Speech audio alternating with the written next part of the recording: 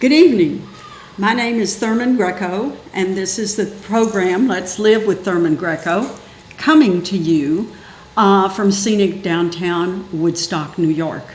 And we are coming to you from the educational TV channel 23 and also from YouTube.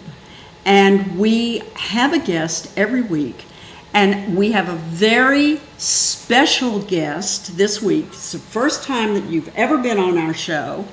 And I'm hoping, frankly, that she'll come back again. So can we start? Can you introduce yourselves to the audience? Sure. I'm Casey Sullivan. A few of you may know me from where I work at Woodstock Animal Hospital. I work there as a veterinary assistant with Dr. Hands. And I am one step away from getting my wildlife rehabilitator license. And how long have you been doing that?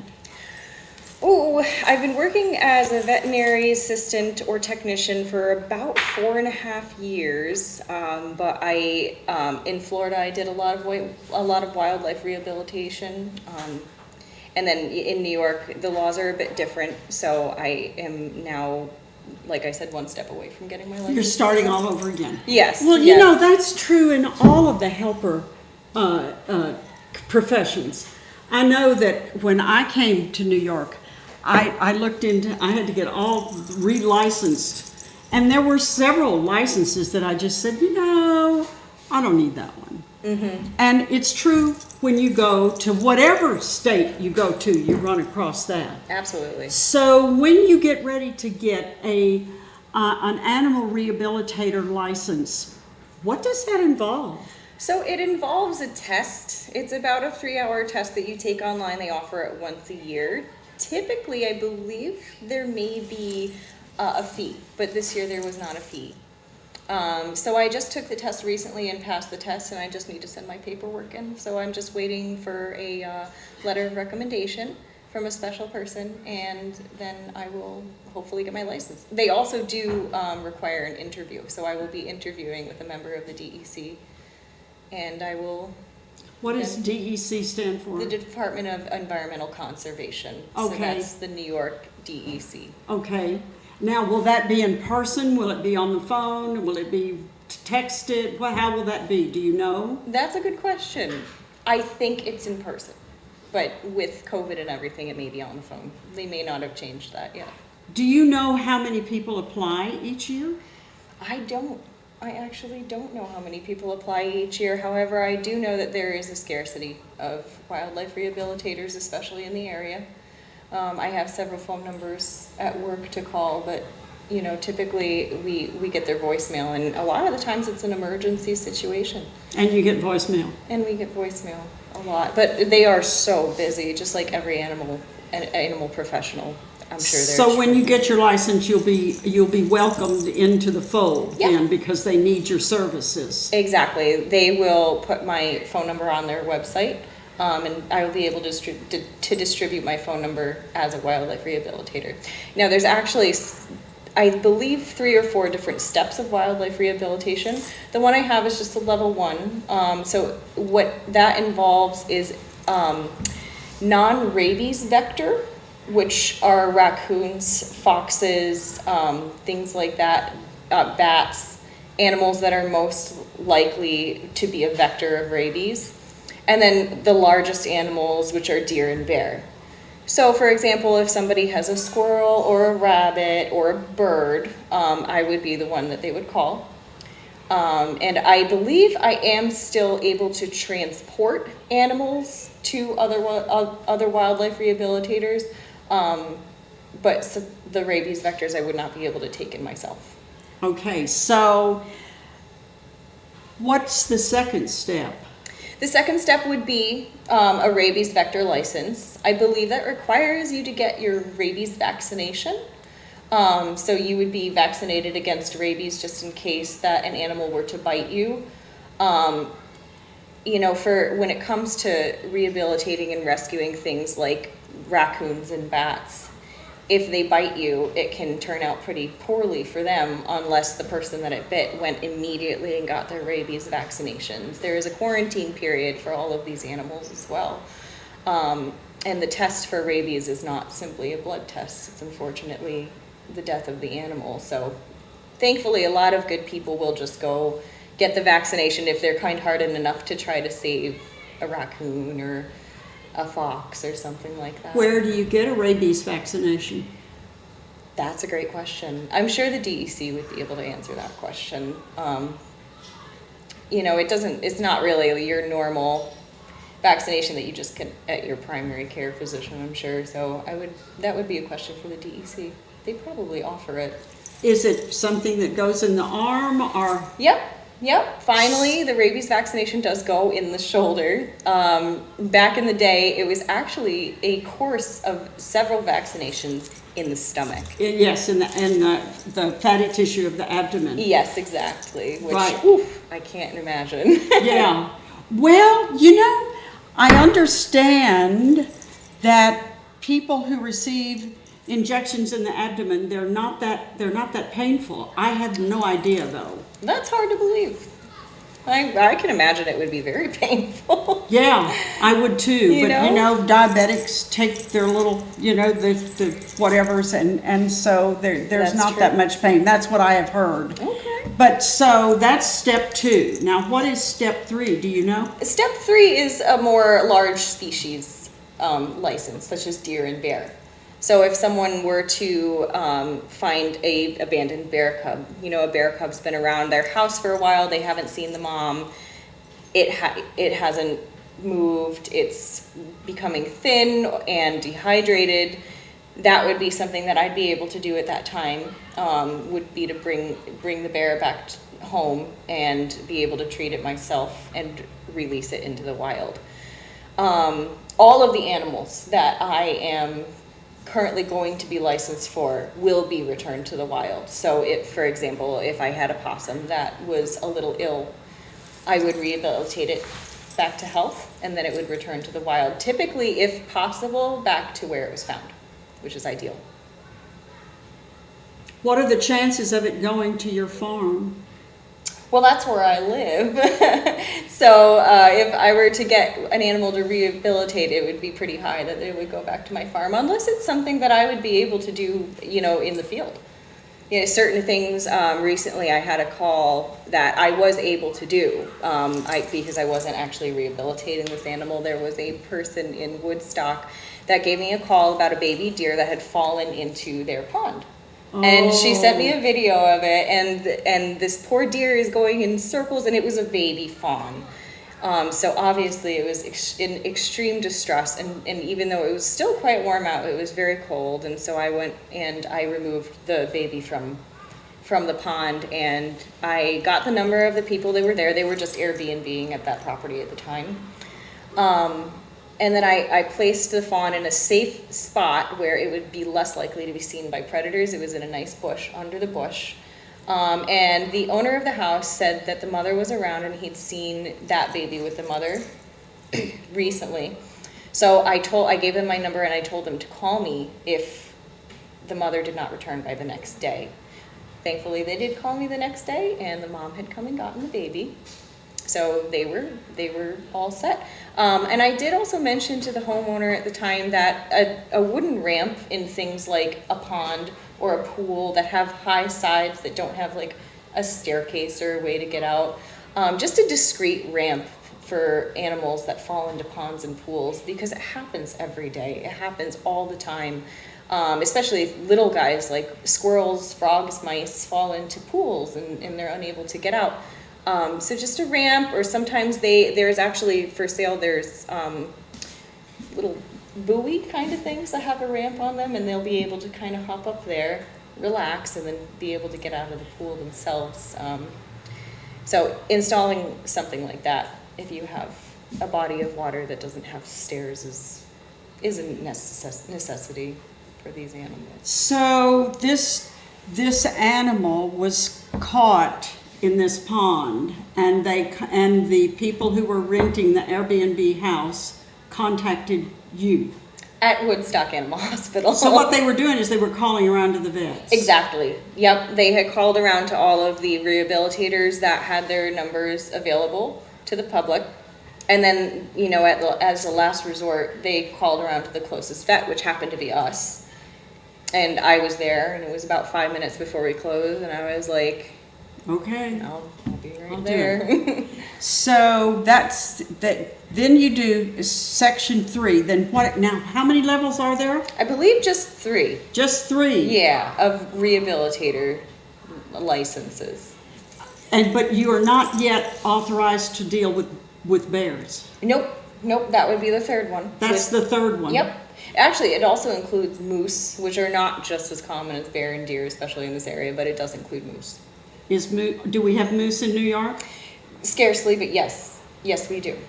Is their population growing, or It's likely growing, because as far as I am concerned, there's no hunting moose allowed in New York, but there is a pretty good population of them in Vermont and the surrounding states, and they do travel, so they are coming into the state. It's not as common as you'd see them in Canada or something like that, but I have a friend who themselves has seen a moose on their property. Well, I'm kind of interested in the bears. Me too.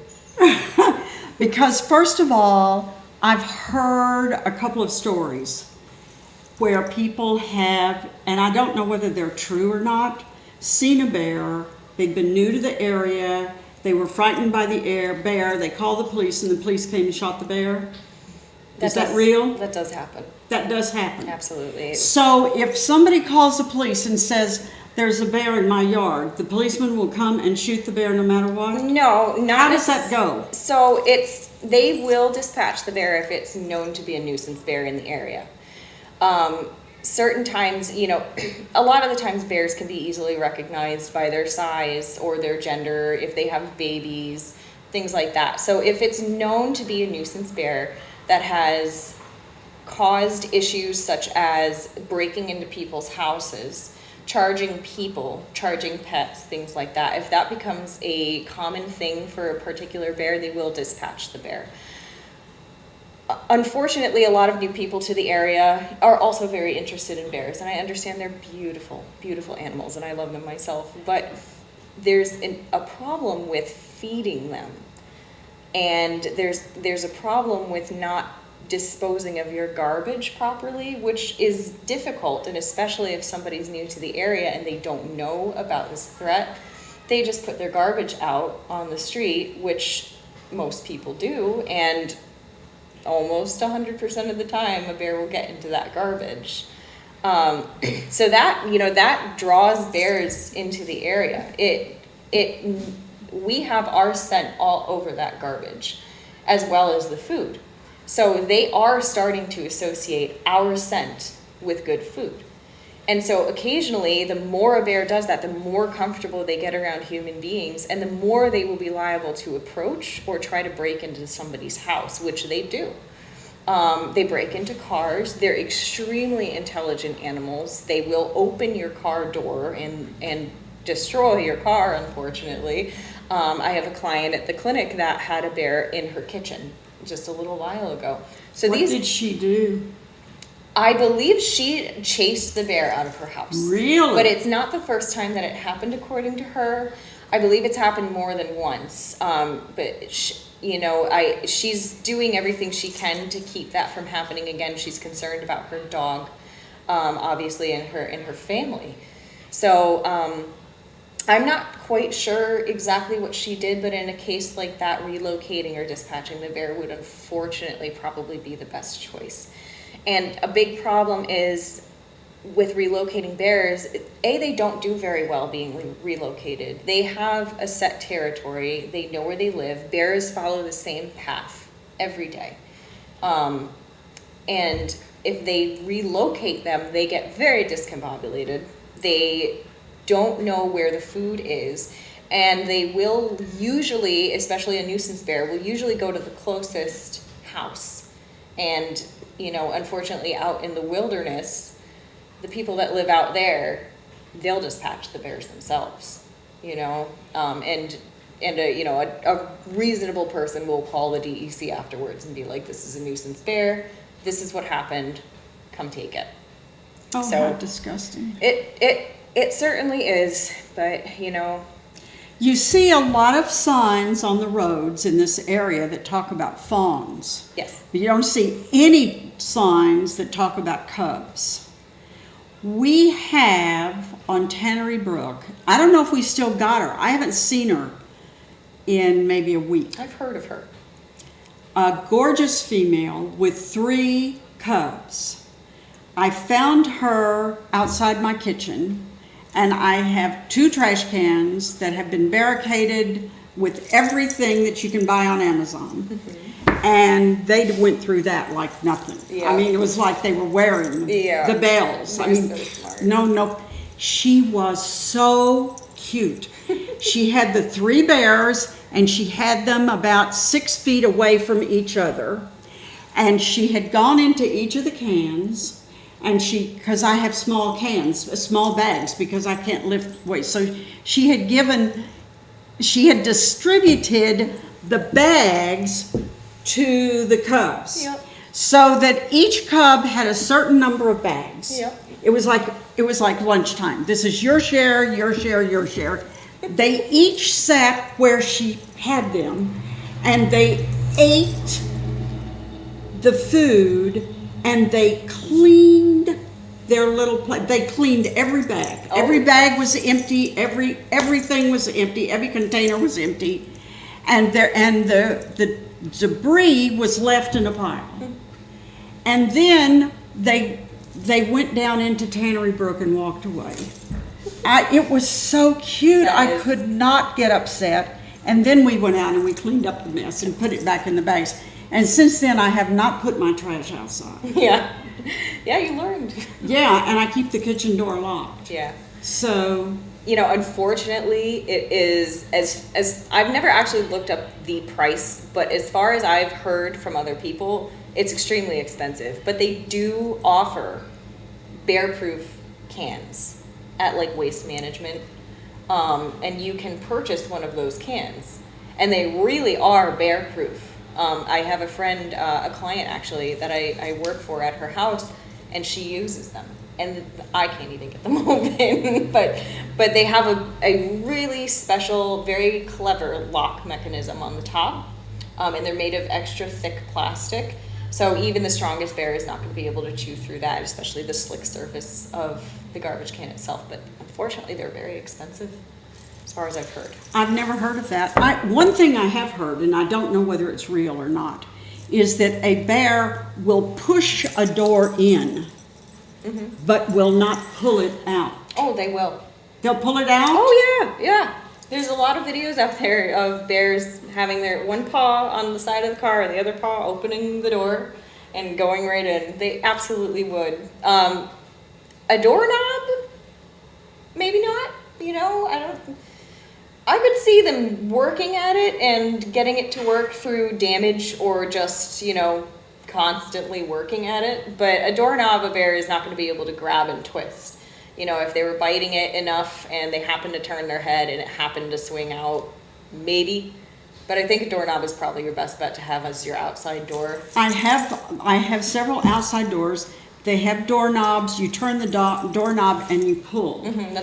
And of course, somebody came to visit me from California, and they were very kind of on the verge of being upset. How can you be so stupid? You have this door going out. It's going to rust. It's going to this and going to that. And I said, well, we did that because of the bears.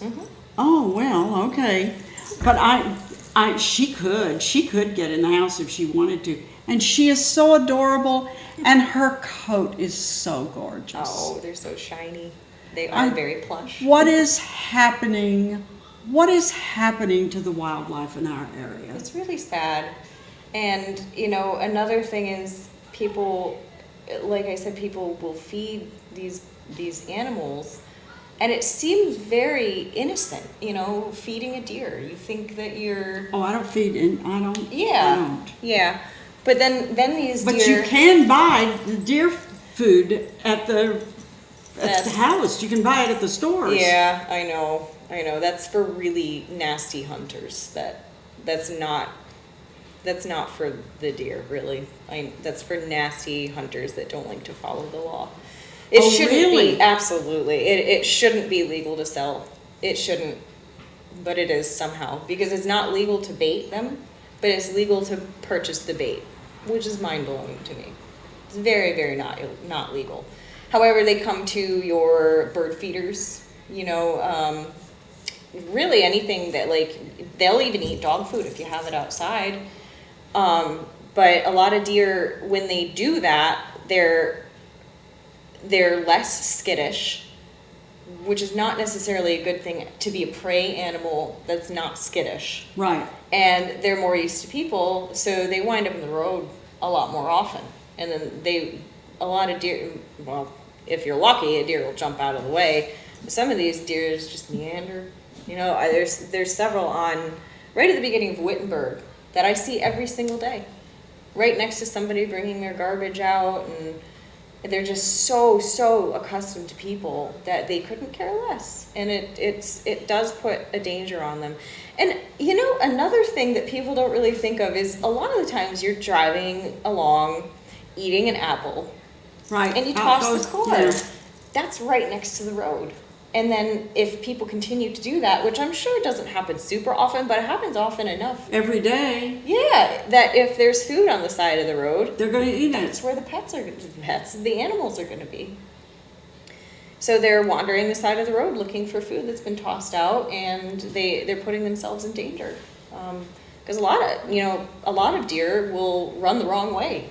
They'll go right into the road instead of away. It's very sad. Yes. What about birds? I like feeding birds. However, I do not, for several reasons, condone keeping bird feeders out all winter, because it keeps the birds here. If a songbird that is typically migratory knows that it's going to have food all winter, it will stay here, and occasionally they will freeze. Also, those bird feeders may feed deer and bear.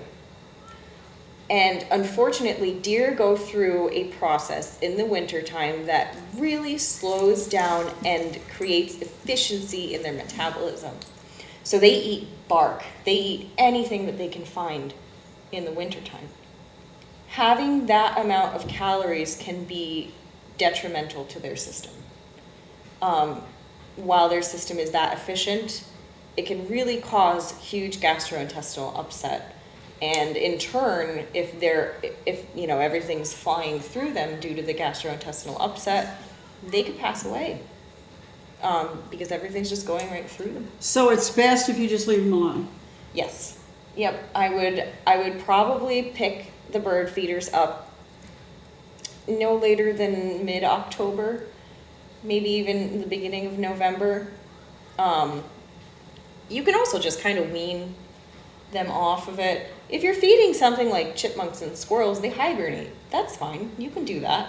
That's great for a year like this for chipmunks and squirrels, where the drought has just been so awful that they're struggling already.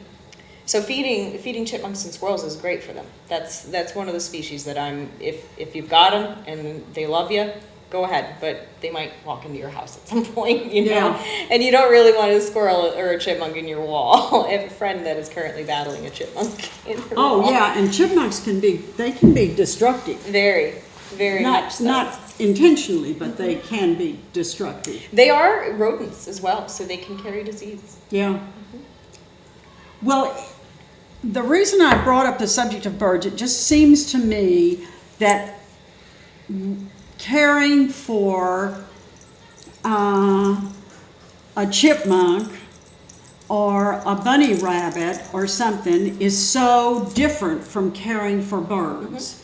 Because birds, for one thing, are airborne, and their lifestyles are so different. To me, they are. I don't know. I'm Absolutely. not. Is that true? Absolutely, yes. And having bird feeders out all summer is great. It's great for them because then they can gather up the energy that they need to migrate. Most of them. Some birds do stay here, but like the robin, feeding them all summer, getting them nice and fat, they have the energy to migrate, and they're healthy. And like I said before, like a year like this with our drought, it's good for them because there's not a lot of food. There's not a lot of nuts and seeds out there. The plants are really struggling this year, which in turn makes the animals that thrive off of them struggle. Well, what about the little birds, hummingbirds? Now they are on. You see, they sell the feeders, and you're supposed to put sugar water in it. Yes. Is that real? Yes, it is. It's kind of just a boost for them. They do need the nectar from flowers to survive. They cannot survive off of just sugar water. Okay, Now, that's what I thought. Yep. So what's extremely important when you're feeding hummingbirds is to wash it thoroughly, very often, twice a week, if not more. The feeders. The feeders. And also to not use that red dye stuff that you can buy in stores. Don't use that ever, because what it can do is grow a fungus that actually resides in their throat, and it can kill them. And it's extremely common. It's more common than you may think. So the feeders need to be cleaned very, very often. The bacteria, the fungus can grow in it. But we also need to remember that when we're putting these things out, we may be attracting bears. We may be attracting raccoons. This is universal food. So if you're gonna feed one species, you're probably gonna get another one as well. So as long as you know how to manage. That is an interesting concept. You put out bird seed, or if you like the hummingbirds, because there are some people who really are partial to hummingbirds. Yes. So you like the hummingbirds, but that's not what you're getting. You're getting hummingbirds and. Exactly. If you want just hummingbirds, plant hummingbird flowers. Plant beautiful flowers. Make your yard flowers. I'm all for a wholly natural yard instead of just grass. My whole yard is wild. Anyone that likes lawns would probably come into my property and be like, woo, they need to weed whack. But it's all flowers. And I have so many hummingbirds and butterflies, and I have bees myself, I beekeep, and they thrive off of my flowers. So if you really want just a certain species, like a hummingbird, it's kind of difficult with other species, but if you really want just hummingbirds, plant some flowers. But that being said, just like doing that, you're gonna get another species too, but it's gonna be butterflies, not bears. So you have got a pollinator garden in your home. I do. How many years have you been working on that? Well, I've only lived here 2 years. So my mother-in-law actually owns the house that we live in. And she was a florist for many, many years. And so it's really hers. I kind of maintain it as well as I can. I certainly don't have a green thumb, but I make sure that, there's less weeds and more of the flowers, and a lot of them bloom every year without me having to put anything down. And each year we get something new, and I'm not sure how that works, but every year we get something new. And the hummingbirds they love it. We have at least 6 that hang out around our house, and they're beautiful. And you beekeep? I do. Tell me about the beekeeping. Well, we're beginners, so I just have 1 bee box currently. So you essentially purchase bees. The bees that we purchased are a Russian species, so they're a little bit more resistant to the cold and also resistant to most diseases here. So it's just a box that's probably about 3.5 feet tall. There's 3 levels to it. The bottom level they use for I believe for breeding, so their babies are all on the bottom. The second level is the honey for them to get them through the winter, and then the top level is the honey for us. So they haven't actually produced too much honey yet this year, so we're giving them a chance before we take the honey out of the top. There's enough to fill like a few jars, but we're giving them a little bit more of a chance. So you're not going to be collecting the honey this season? Oh no! By probably the end of October, we'll be able to collect that whole top. And how is that going to work for you? So it actually is. it's like drawers kind of, but they pull up, and they're just shelves. And so what you do is use a tool that's very similar to a paint scraper, and you just scrape the honey off of the sides of it and into a container. And then you have the option of straining it or not straining it. I personally enjoy honeycomb, so I don't like to strain it, and I like raw honey as well. Otherwise, you know, you can boil it to get any impurities out of it, but raw honey is just so good for you. And what I would consider that honey to be is wildflower honey, because they're all over my garden, and a lot of that is wildflowers that are native to the area. But we also have a lot of clover on the ground, so it's going to be a very sweet mix of wildflower and clover. But there are bee boxes out there that will collect the honey for you. There's a mechanism in them that sort of turns, because in the honeycomb there's little holes, like kind of hexagonal holes, and in this particular bee box, it's very expensive, or else I probably would have bought it. The holes sort of open and turn, and they go into a container on the bottom, and you keep a container out, and it comes out of a spigot. You can just turn the spigot on. Wow. And have honey come. I would love one of those. Those are very cool. But That must cost in the thousands, huh? I think so, probably. I think a little over $1,000 for one box, which If you're gonna start dealing with honey, where do you go to learn? Where do you go? What do you do? sure. I'm really bad with names, but in Kingston there is a bee store, like a beekeeper store, like a beginner's beekeeper store. If you walk in there, those people will tell you exactly what to do, what to buy, how to be a beginner, what's important, what's, you know, what kind of bees to get. There's books, there's every instrument that you need to collect honey available, you know, and they're very, very knowledgeable. And so I would absolutely go there, and if I could remember the name of the place, I would. So what you're telling me is that beekeeping is not a turnkey hobby. No. You have to really pay attention. Do you get intimate enough with the bees to give them names? There's hundreds of them, so no. But my queen's name is Lily. I don't ever see her because she's usually in the middle of the hive doing her job, but her name is Lily. So you do name them. I name one, yeah. But when they come, it comes in a little box, all the bees. I mean, there's hundreds of them. Maybe, so I think we bought 3 pounds of bees to begin with. 3 pounds of bees. Yeah, they come as pounds. 3 pounds of bees, and the little queen is in a clip in there.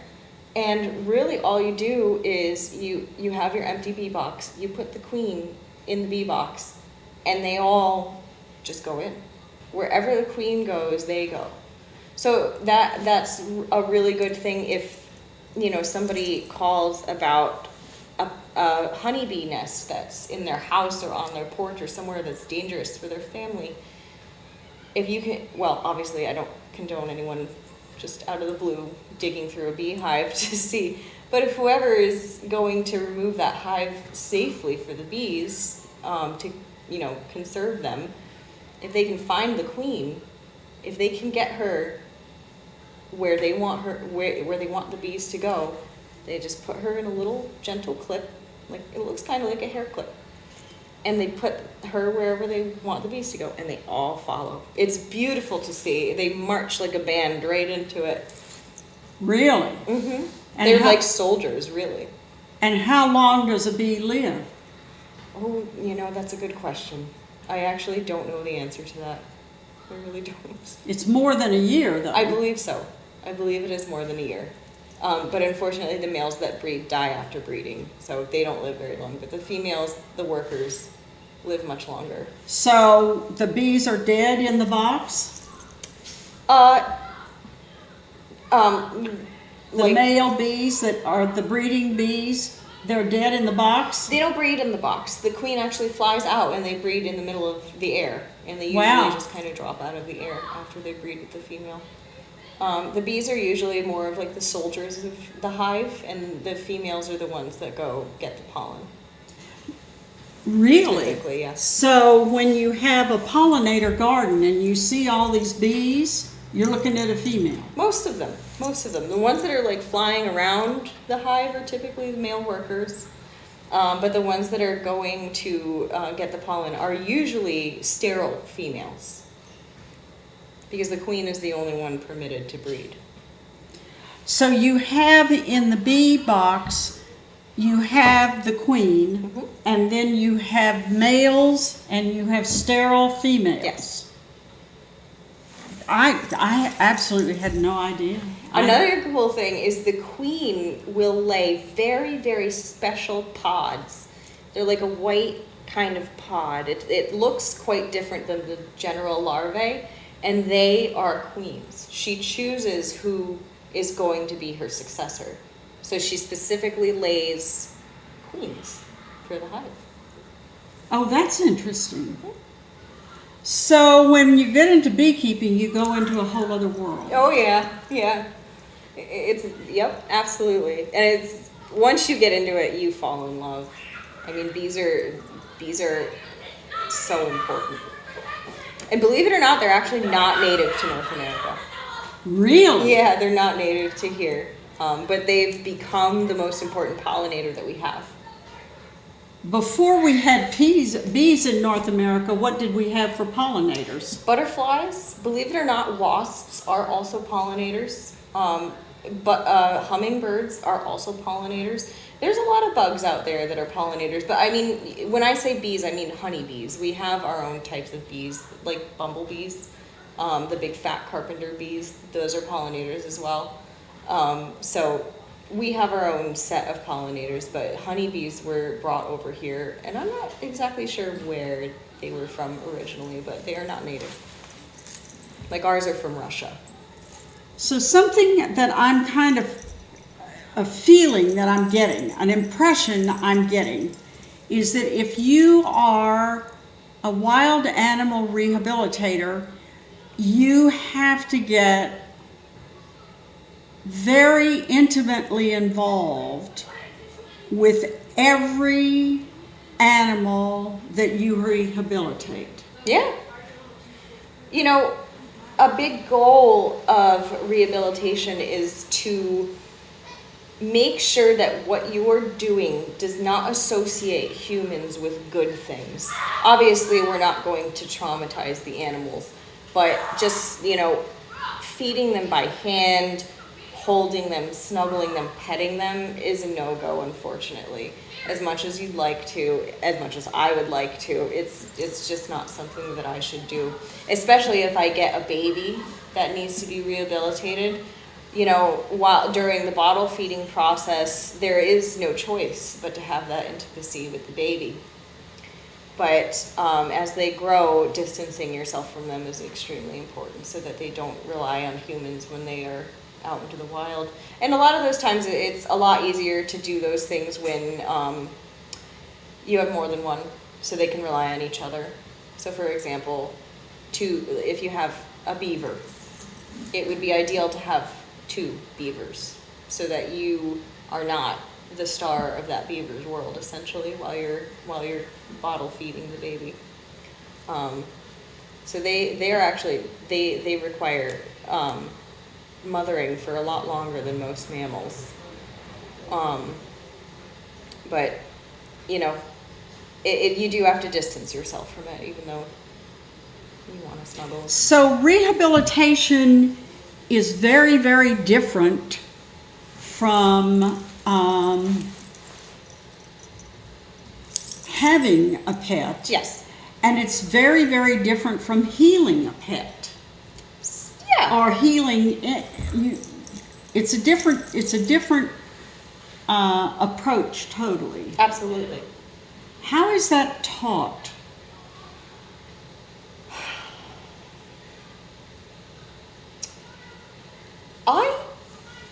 I believe it's natural. I believe it's kind of an innate sense.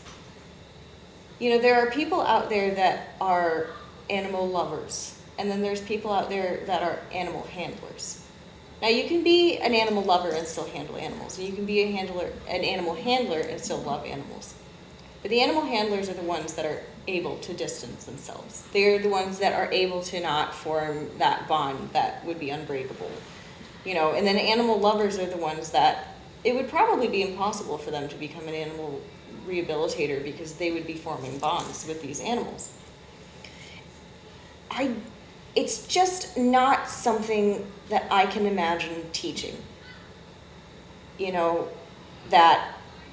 That distance, that kind of wall, that cutoff from your heart, that what you really want to do and what's right.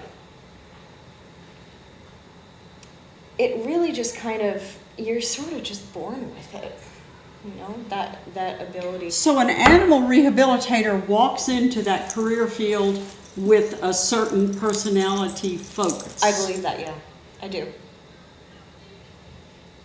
Yep, the focus that conservation is more important than my feelings. In certain situations, things don't go the way that you want them to, and there are difficult decisions to make. You have to be able to do that. You have to be able to say enough is enough. And a lot of times, especially with pet rescuers nowadays, I see a lot of it where I wish more people were able to say enough is enough sometimes. It's just not fair to the animal to be in pain sometimes. I agree with you, but that's something you have to learn. If you are not born with that, you have to learn with it. Oh, absolutely. That there comes a point in which you are keeping that animal alive for you, not for them. Absolutely. And that's when you say, no, that's not fair to the animal. And with experience, I'm sure that can be more solidified. But if you're just getting into the field, that's one of the hardest things to do for anybody. I mean, even if you are born with that innate sense that where you can draw the line, it's still hard. It's not easy. It never gets any easier. And that first time that you do it, that's so many times that I've seen, somebody come into the veterinary field or the wildlife rehabilitation field, and that first time something like that happens, they check out. That's it. They can't do it anymore. And I get it.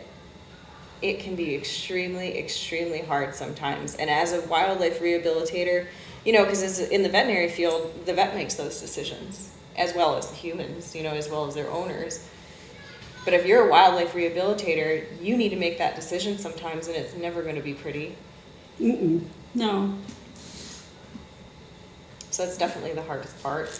But a wildlife rehabilitator is not dealing with a pet and is not dealing with a family. A wildlife rehabilitator is trying to maintain a planetary balance. Is that correct? Absolutely. The ecosystem. Every single life is so important in our nature. Every bear, every deer, and even if you don't have a personal connection to that animal, it makes a huge impact on you, on the environment, on the surrounding area that animal lived in, like the butterfly effect.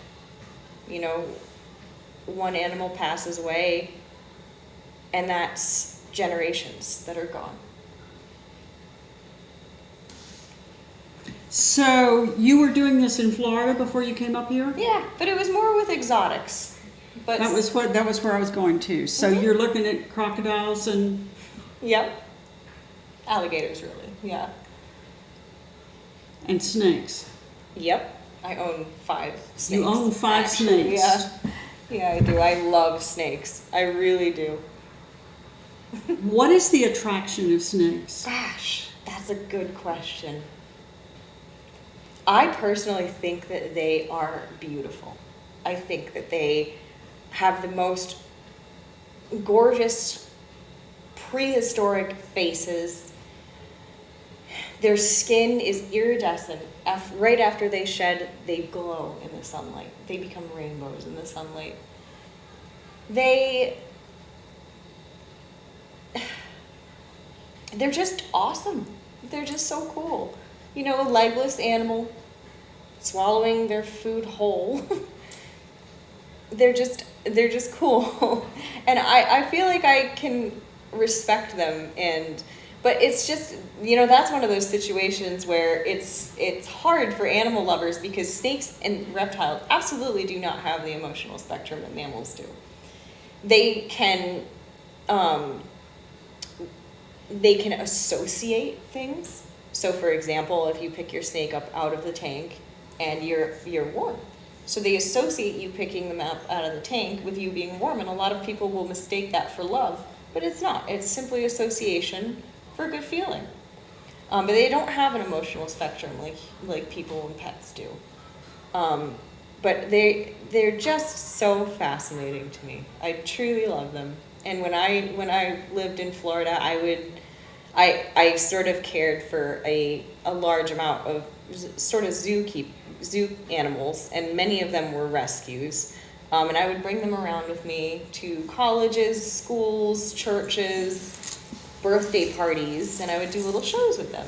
And one of those animals was a 110-pound Burmese Python, which was one of my very favorites to work with, because in Florida there's a huge issue with invasive Burmese python in the Everglades that are wiping out a lot of wading bird species.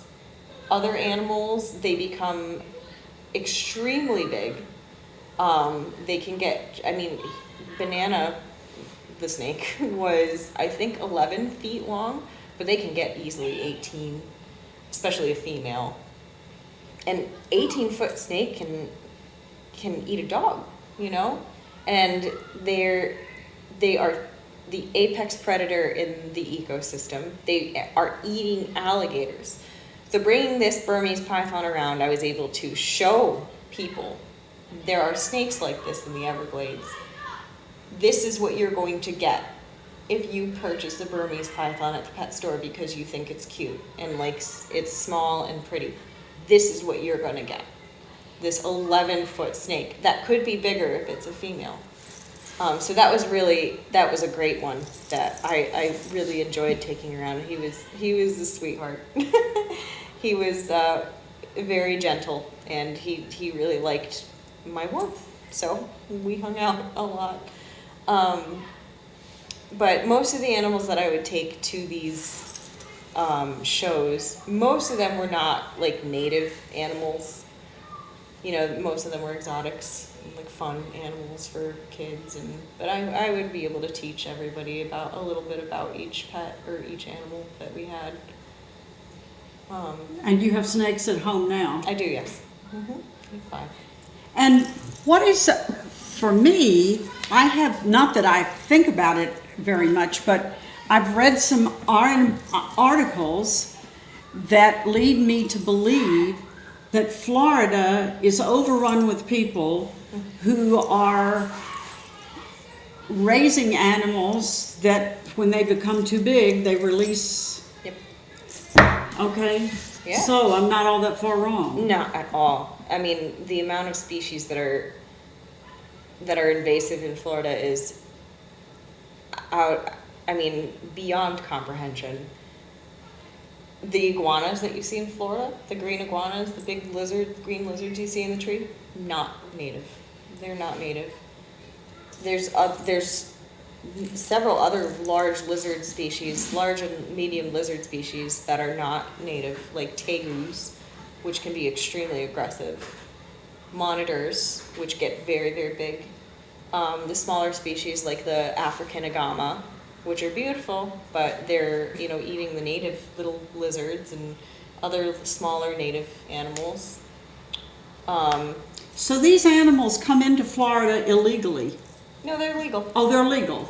They're starting to delegalize, if that's the correct word, some of those pets in Florida. And, a lot of exotic animal keepers that are good people that would never do something like that are very upset about that.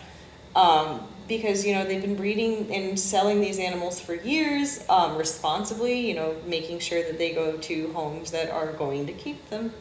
Well, you think you're And- going to keep them, but who knows what's going to be happening because they live a long time. That is true. That's absolutely And true. the same thing with birds. Yeah.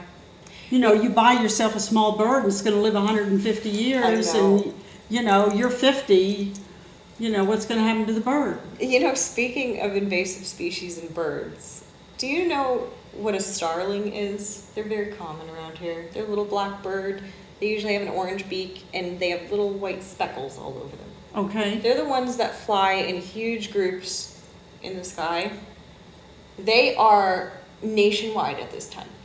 They are in the millions.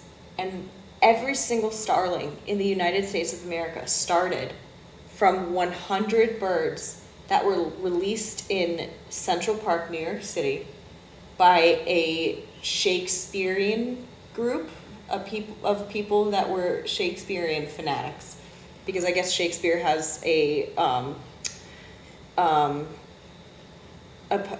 just a blurb about, or a writing about starlings. And so these Shakespearean fanatics thought it would be cool to release 100 starlings in Central Park, and they have overrun the country. Absolutely overrun them. And a lot of people think that they are native because there's so many of them. They're all over the place. They Well, sing. yeah, they're up in the sky. Look at that. Yeah. Oh, man. Yeah. Well, that's very interesting. Yeah, so that's a really good example of an invasive species on a massive scale. Is there any government within our nation now, whether it be state, county, city, town, I don't know, whatever, that's trying to handle the overpopulation of invasive animals It's- properly? State by state. Is there anyone that's doing a decent job that you know of? No? I mean, it's just hard because there's so many. Like it's a little sad, but like in Florida, they have, it's $100 per head for Burmese pythons. The government will give you money to go and dispatch these animals and bring them in. There's The government will pay you $100 to kill a Burmese python? At least they used to. I don't know if that's still going on, but they definitely did for quite a while there. There are competitions in Florida of who, people going and catching the biggest, catching the most, and they're all dispatched. And it's extremely sad, but unfortunately, there's nothing else that you can do. What are you going to do? Bring them home? Because no, you're not. You're just going to release them again if you do that. They're huge snakes, and they're, the ones that have been raised in the Everglades are very aggressive. They can seriously hurt you. And like in Texas, there is a humongous issue with wild boars. They are not native. So there's a lot of competitions in Texas as well for hog hunting, as well as Florida, most of the southern states. But they are one of the most destructive animals involving us. They just uproot trees, they destroy the ground, they'll knock structures over. I mean, one day it'll be a nice flat field, and the next morning it will be completely uprooted, like a tractor went through there with spikes and just uprooted the ground. And they can do that in a night. They're another one, and it's very, very sad. And boars are not Texans. Nope. Where do they come from? Do we know? I don't. Not that it matters. I don't actually know. You're somewhere in Europe. I'm quite confident it's somewhere in Europe. I could be wrong. Don't. If you have these pythons, and you're paying Floridians $100. So what about the pythons that are in Mississippi and Alabama and Georgia and Louisiana? I don't think there's quite as many. See, snakes don't travel as much as other animals do. So unless there are people that are doing the same thing in those states, there probably aren't many, if any, in those states. And also, the farther up you go, the farther north you go, the colder it gets, and these particular snakes are not resistant to the cold at all. They need a tropical climate. So I don't think it would be very good, even if they were in Texas where it's really hot, the humidity, they need that humidity to be able to shed their skin. That would have them, oh my goodness, we're down to 5 minutes. Okay, so if we were gonna have those tropical snakes, then they would be like in Houston. They wouldn't be in El Paso. Where they would be where it's the most humid. Do you visit Texas often? Well, listen, we've got 5 minutes left. What do you say with 5 minutes? I don't know. Do we have a message? Yeah. If you see a bear in your backyard, you probably don't need to call the police. Typically, if you take 2 pans, bang them together, that bear will hightail it out of there ASAP. Please do not feed the bears. Unfortunately, I know it's nice and I know they are so cute, but unfortunately you're causing a huge problem if you do. And also,